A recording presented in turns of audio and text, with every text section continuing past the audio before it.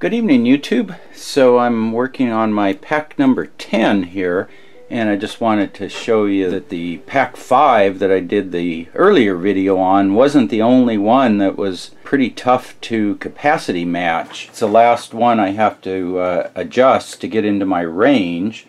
I started out, it was 33.24 amp hours, so I wanted to bring it down approximately 400 milliamp hours. So I picked a 3843 milliamp hour cell, number 73 in my inventory, and I replaced it with a 3494, which is about a 350 milliamp hour drop, and the pack went from 33.24 up to 33.58, so it increased 340 instead of decreasing 350. So it did just the opposite of what I expected.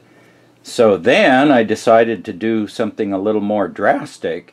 I took a 4123 milliamp hour pair and I swapped that for a 3414, which is a 710 milliamp hour drop, and the pack went from 33.58 to 33.42. It dropped 160 instead of 710. So the next step, I'm going to try one more swap here. So I've identified my cell number 68 off of my spreadsheet, and that one is 4076, and according to my spreadsheet it is the number 3 position in the pack. So here's 0, 1, 2, and 3. So this should be my cell number 68, and it's 4076 milliamp hours. Got a little smudge there,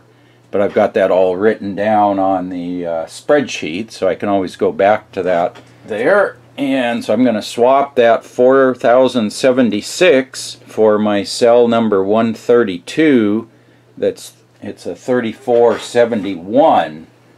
That should be roughly 600 milliamp hours drop. So with these cell holders, I don't like to put that cut off tab in there if I can help it. Negative on the top. And there we go. So let's see, I need to go down here to charge. It's usually around 10 hours to charge. And let me show you on the spreadsheet how I update my spreadsheet when I do these cell adjustments. So we can take a look at that real quick.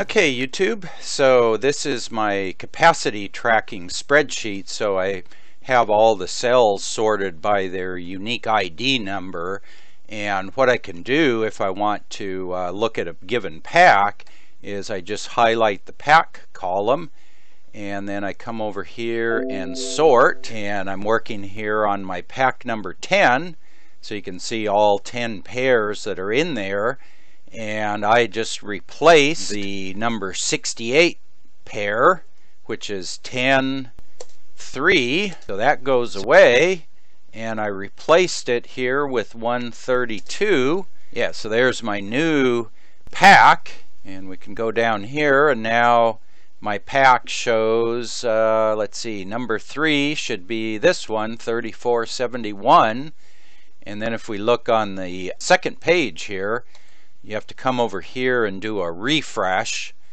and that refreshes the details for each pack. So it shows me my computed average is 37887. Again, that was tested individual pairs at 4.1 volts. At 4 volts I'm getting around 33 amp hours instead of 37.9 amp hours. So that's my new numbers, and then over here is my pack number 10. This row here, I started at 33.23, and then my first adjustment I went 33.58, went up, and then I went down a little bit on the second one, 33.4.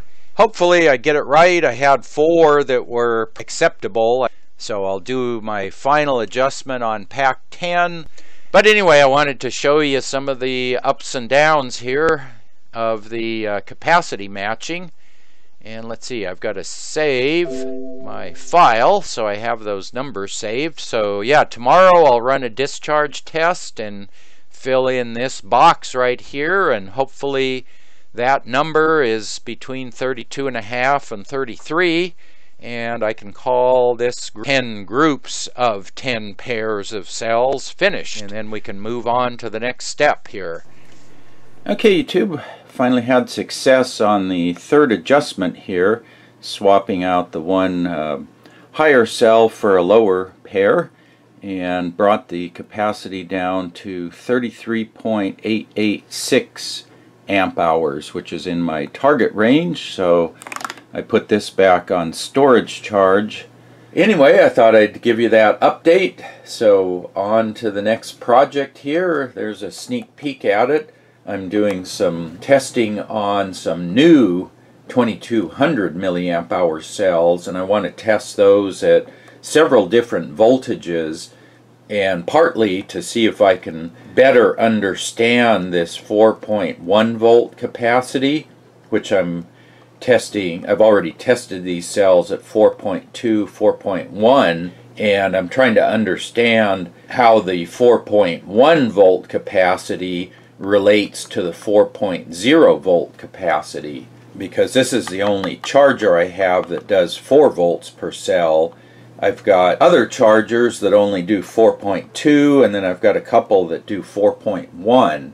So I'm trying to do most of my testing at 4.1 because that's closest to the 4, but there seems to be some strangeness going on between 4.1 and 4.0 volts that I don't quite understand. So that's the purpose of that. So stay tuned. I'll be doing some videos on these new cells, and I'll also show you when I get these next 6 modules built. Maybe we take a look at building the next 4S battery out of those. So stay tuned to those videos. I'll put links over here on the side. Any questions, post that up in the comment section below. And as always, thanks for watching.